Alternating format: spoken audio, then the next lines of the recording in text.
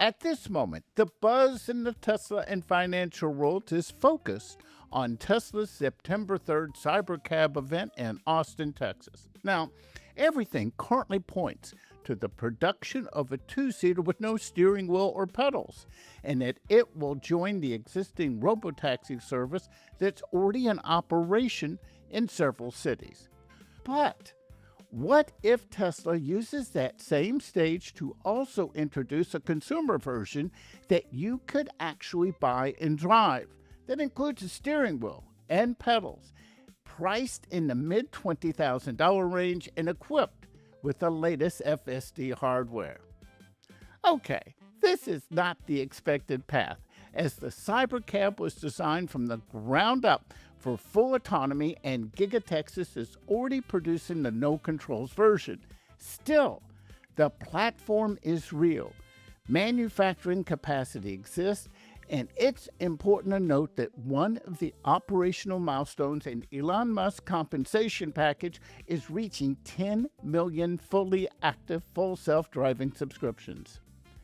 It's also important to note that in late 2025, Tesla board chair Robin Denholm noted that if the company had to add a steering wheel and pedals for regulatory or sales reasons, well, it could.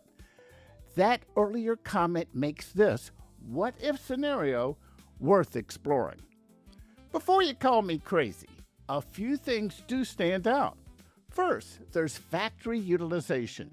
Tesla is already building these cars, and a driven consumer version that could be immediately offered to consumers could help keep the lines busy and generate revenue while the unsupervised regulatory approvals continue. Second, there's the broader practical appeal of this car. It wouldn't have to be just for first-time buyers. It's a simple, affordable two-seater with capable FSD and surprisingly useful rear storage, large enough for multiple suitcases, a couple of bikes, or a foldable wheelchair, could work well for daily commuters, college students, or seniors looking for an easier or more independent way to get around. Third, there's the data aspect. Putting more of these vehicles on public roads sooner than later could potentially help accelerate FSD improvement and validation. And it would give Tesla a true sub-$30,000 product without waiting for unsupervised driving to be approved everywhere. Of course, the other side of the conversation is real too. The Cybercab's cost and efficiency targets rely heavily on removing the steering wheel, pedals, and related complexity. Adding them back raises the price and moves away from the pure robotaxi economics. Not just the lower build cost, but also the continuous high utilization ride revenue a fleet vehicle can generate versus a personally owned car that spends most of its time parked. A two-seater still won't fit every need, and introducing a consumer-operated version at the same event could dilute the pure autonomy message. The real constraint remains software maturity and regulatory clearance.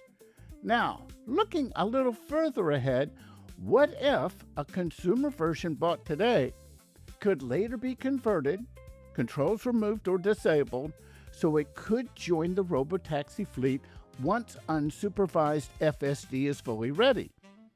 That would be an interesting bridge, though the practical and regulatory hurdles would be real. So, the question remains, what if? Will September 3rd bring only the driverless celebration, or could there be a consumer option as well? It's not the most likely outcome, but the strategic logic around production, subscriptions, and broader accessibility seems stronger than many may assume.